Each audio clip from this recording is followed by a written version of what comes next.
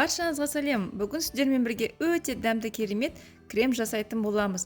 Бұл кремнің құрамында творожный сырда сливки де жоқ, яғни бағасы қолжетімді болып келеді.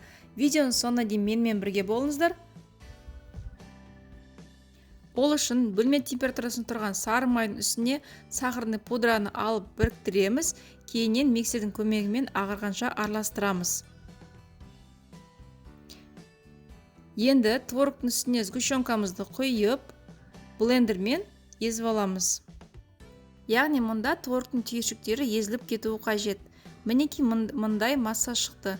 Енді осының үстіне алдында араластырған май мен сахарный пудраны салып,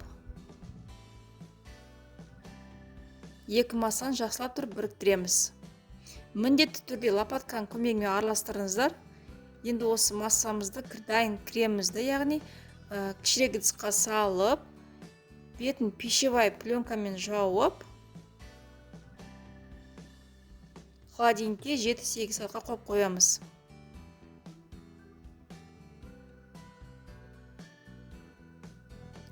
Міне менде 8 сағат өтті. Енді осы кремді түрлі түсті түске бояу үшін бірдей мөлшерде ыдыстарға саламыз. Бұл кремнің барлық қоспаларының мөлшерлерін міндетті түрде сілтемеде қалдырып кетемін. Жалпы бұл кремді кез келген торттың ортасына қалауынша қолдануға болады. Өте дәмді крем болып шығады. Мұнда мен гелевый красительді пайдаландым. Бояйтын кезде тым көп құймаңыздар. Дәл осылай мұны кремнің барлығын араластырып шығамыз. Мінекей кремдеріміз дайын. Енді осыны пищевая пленкаға салып шығамыз.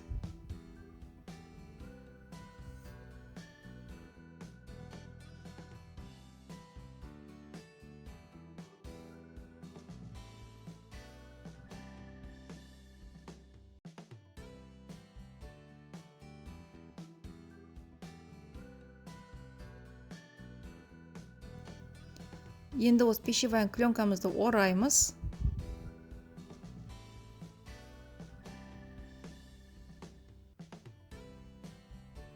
Міндетті түрде шеттерін нығыздаңыздар және бас жағын кесіп тастап, кондитерлік қалташаға саламыз. Бұл кремді сіздерге де дайындап көруге кеңес беремін. Сіздерге де 100% ұнайды деген сенімдемін. Астарыңыз дәмді болсын. Келесі кездескенше.